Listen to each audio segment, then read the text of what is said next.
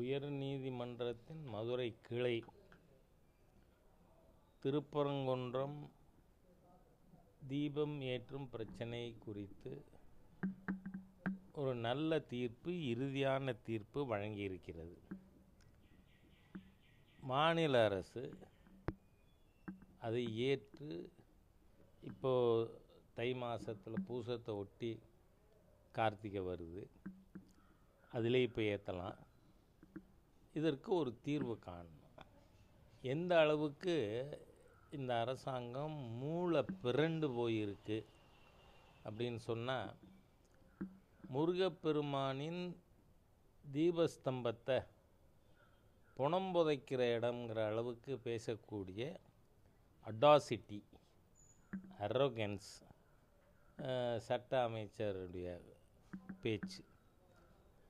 நான் கேட்குறேன், புனம் புதைக்கிற இடத்துல தான் புனம் புதைக்கணும்லாம் அவர் பேசியிருக்காரு. இப்போது ஹிந்துக்கள் என்ன கேட்குறாங்க, திமுக தலைவர் கருணாநிதி அவர்கள் காலமானப்போ நீங்கள் கண்ணம்மாப்பேட்டைக்கு போகாமல் கடற்கரைக்கு ஏன் போனீங்க? கொஸ்டின் வருதில்லை. இன்னி வரைக்கும் நான் இந்த கேள்வி கேட்கல. ஆனால் இப்போ எல்லாரும் கேட்குறாங்க, புனம் புதைக்கிற இடத்துல புனம் புதைக்கணும்னா நீங்கள் கருணாநிதி அவர்கள் காலமானப்போ கண்ணம்மாப்பேட்டைக்குள்ளே போயிருக்கணும், எதுக்கு கடற்கரை?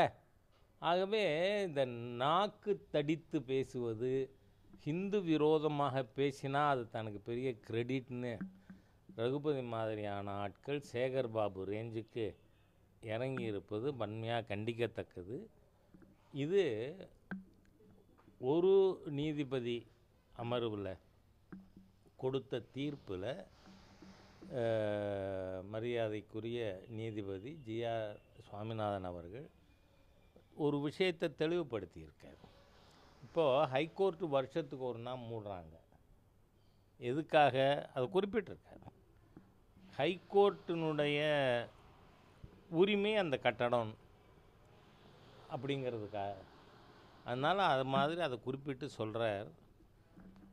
ஹிந்துக்களுடைய அந்த திருப்பரங்குன்றம் மலையின் உரிமையை இது சொத்து குறித்ததும் கூட, வெறும் தீபம் ஏற்றுறது மட்டும் இல்லை. ஏனென்றால் 25 ஆகஸ்ட் 1923 மதுரை டிஸ்ட்ரிக்ட் கோர்ட்டு நெல்லித்தோப்பும் the structure claimed by Mohammedans அப்படின்னு தான் சொல்லியிருக்காங்க, தர்காவெல்லாம் சொல்லலை. அதுக்கு மொத்தம் இருக்கிற இடம் எவ்வளவு? 33 சென்ட்டு. ஆனால் இப்போ என்ன தகவல் இருக்குன்னு சொன்னால், புதிதாக பிணங்கள் புதைக்கப்பட்டு இருக்கிறது மலை மேலே அப்படின்னு ஒரு குற்றச்சாட்டு வந்திருக்கு. அடுத்து ரொம்ப மூட்டும் செயல்,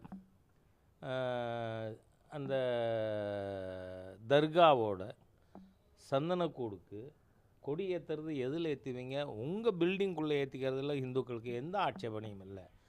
ஆனால் கோவிலுடைய ஸ்தல விருட்சம் கள்ளத்தி மரத்தில் எப்படி ஏற்றினாங்க, அதை எப்படி போலீஸ் அனுமதிச்சது? அதாவது இப்போ என்ன தெரியுது, எக்ஸ்ட்ரா புனம் புதைக்க அனுமதிப்பீங்க, கள்ளத்தி மரத்தில் கோவிலோட ஸ்தல விருட்சத்தில் தர்கா கொடி ஏற்றுறதுக்கு அனுமதிப்பீங்க. இப்போ என்ன சதித்திட்டம் இந்த ஸ்டாலின் அரசாங்கத்தின் கீழ் நடக்குதுன்னு சொன்னால், முருகன் மலையை திருப்பரங்குன்றத்தில் இருக்கின்ற அந்த கந்தன் மலையை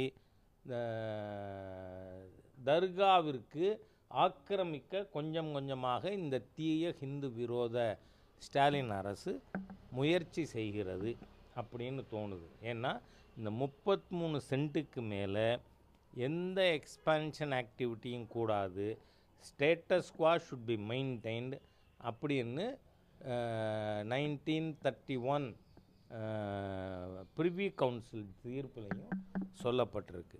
அதனால் ரகுபதி போன்ற, சேகர் பாபு போன்ற ஹிந்து விரோத தீய சக்திகள் அனாவசியமாக இந்துக்களை உணர்வுகளை தூண்ட வேண்டாம் என்று நான் கேட்டுக்கொள்கிறேன். சார், இப்போ உங்கள் கூட்டணி வலுப்பட்டிருக்கு சார். இப்போ நீங்கள் போய் அமித்ஷா அவர்களை போய் உங்களுடைய அதிமுகவுடைய தலைவர் போய் பார்த்துருக்காங்க, பொதுச் செயலாளர் போய் பார்த்துருக்காங்க. உங்கள் கூட்டணி எப்படி இருக்குன்னு நினைக்கிறீங்க? ஏன்னா காங்கிரஸை பொறுத்தவரையும் ஆட்சியில் பங்கு அதிகாரத்தில் பங்குன்னு சொல்லி அவங்களுடைய மாணிக் தாகூர் அவர்கள் வந்து ஒரு குரலை எழுப்பியிருக்காங்க. அது ஒரு சலசலப்பு ஏற்பட்டிருக்கு அவங்க கூட்டணியில். எப்படி பார்க்குறீங்க சார் அதை?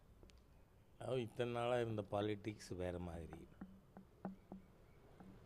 திமுக கூட்டணி இல்லைன்னா அதிமுக கூட்டணி அப்படி தான் இருந்தது. ஆனால் 24 தேசிய ஜனநாயக கூட்டணி தனியாக நின்று 18.6% ஓட்டு வாங்கியிருக்கு. அதிமுகவில்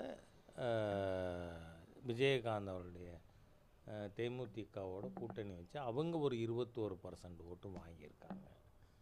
இது ரெண்டும் சேர்ந்தால் 40% ஓட்டு ஆகுது. இப்போது பாமகவும் அன்புமணி ராமதாஸ் அவர்கள் அதிமுக தலைமையிலான தேசிய ஜனநாயக கூட்டணியில் சேர்றதுன்னு முடிவெடுத்திருக்காங்க. கொஞ்சம் கொஞ்சமாக தேசிய ஜனநாயக கூட்டணி வலிமை பெற்று கொண்டிருக்கிறது. இன்னும் சிலர் இதில் சேரலாம் எதிர்பார்ப்பும் இருக்குது. ஆனால் திமுக தரப்பில் விஜயோட என்ட்ரியின் மூலமாக பாதிக்கப்படக்கூடிய கட்சிகள்னு பார்த்தீங்கன்னா நீங்கள் விடுதலை சிறுத்தைகள் முதல்ல, அதே மாதிரியாக காங்கிரஸ்.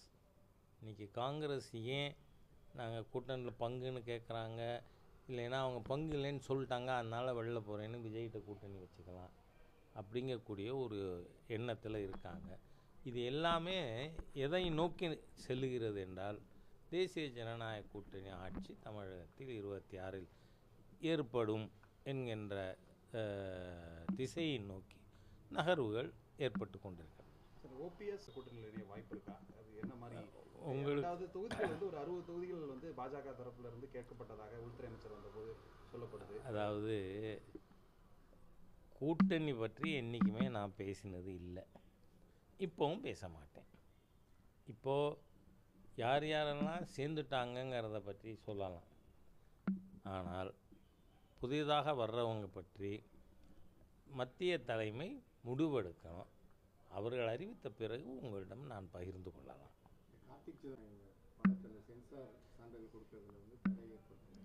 உங்களுக்கு ஒரு விஷயம்,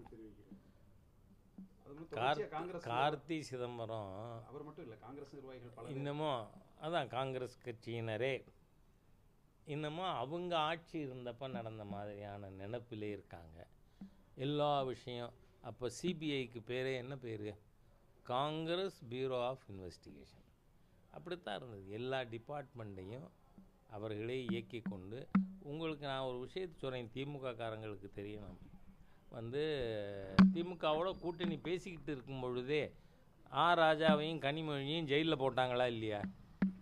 ராஜாவும் கனிமொழியும் ஜெயிலில் போட்டது பிஜேபி சர்க்காரா? இல்லை, காங்கிரஸ் சர்க்கார். காங்கிரஸ் எப்போவுமே கத்திய முதுகுக்கு பின்னாடி வச்சுக்கிட்டே பேரம் பேசக்கூடிய பழக்கம் உண்டு. அதனால் அவங்க இதை பற்றி சொல்கிறாங்க. Censor board that is also an independent பாடி. அவங்க மெரிட் ஆஃப் தி இஷ்யூவை பார்த்து சர்டிஃபிகேட் கொடுப்பாங்க. மத்திய அரசுடைய இதில் குற்றச்சாட்டு நீங்கள் அந்த பிஜேபி என்றைக்குமே அதிகாரத்தை அரசியல் காரணங்களுக்கு பயன்படுத்த மாட்டோம் அப்படிங்கிறத நான் தெரிவிச்சுக்கிறேன். அதனால் கார்த்தி சிதம்பரம் கண்டிக்கணும்னா சரியான ஆளை பார்த்து கண்டிக்கணும். நாங்கள் நெருக்கடி கொடுக்கணுன்னா செப்டம்பர் 27 கொடுத்துருப்போம். மனிதாபிமானத்தோட மத்திய அரசு செயல்பட்டது, பிஜேபி செயல்பட்டது. இல்லைன்னா நாங்கள் செப்டம்பர் 27 பிஜேபி நெருக்கடி கொடுத்துருந்தா இன்றைக்கி அவர் வெளியில் வந்திருக்க முடியாது. அதனால் நாங்கள் எப்போவுமே ஒருத்தரோட பலவீனத்தை கையில் எடுத்து நெருக்கடி கொடுக்கறதில்ல. சிபிஐ என்கொயரி பண்ணணும்னு நீதிமன்றம் தீர்ப்பு சொல்லியிருக்கு. அன்றைக்கி ஸ்பாட்டில் இந்த சம்பவம் நடக்கும்பொழுது இருந்தவர் விஜய். அதனால் அவரை கூப்பிட்ருக்காங்க விசாரிக்கிறாங்க. சார், இது பராசக்தி படமும் பேஸ் பண்ணி வர படம்னு சொல்லப்படுது. அதுக்கும் சென்சார் சர்டிஃபிகேட் வழங்கப்படலை. அதாவது சென்சார் சர்டிஃபிகேட்லாம் விடுங்க, அது டிபார்ட்மெண்ட்டை பொறுத்தது. இந்த ஹிந்தி எதிர்ப்பு ஸ்டாலின் குடும்பத்தில் இருக்கா? அவரோட குடும்பம் நடத்துகிற சன்ஷைன் பள்ளிக்கூடத்தில் ஹிந்தி சான்ஸ்கிரிட் சொல்லி கொடுக்குறாங்க. நான் ஏற்கனவே 40 முக்கியமான திமுக தலைவர்கள் நடத்துகிற பள்ளிக்கூடம் பட்டியல் நான் 4 வருஷம் முன்னாடி வெளியிட்டிருக்கேன். பூராமே டிஎம்கே ஆற்காடு வீராசாமி அவர் குடும்பம் நடத்துது, துரைமுருகன் குடும்பம் நடத்துது, டிஆர் பாலு நடத்துகிறாரு. இவங்க எல்லாருமே சிபிஎஸ்சி ஸ்கூல் ஹிந்தி சான்ஸ்கிரிட் சொல்லி கொடுக்குற பள்ளிக்கூடம் நடத்துகிறாங்க. உங்கள் திமுகவிலே எடுபடலையே அது என்ன தமிழ்நாடு மக்கள்கிட்ட எடுபட போகுதா? எடுபடாது.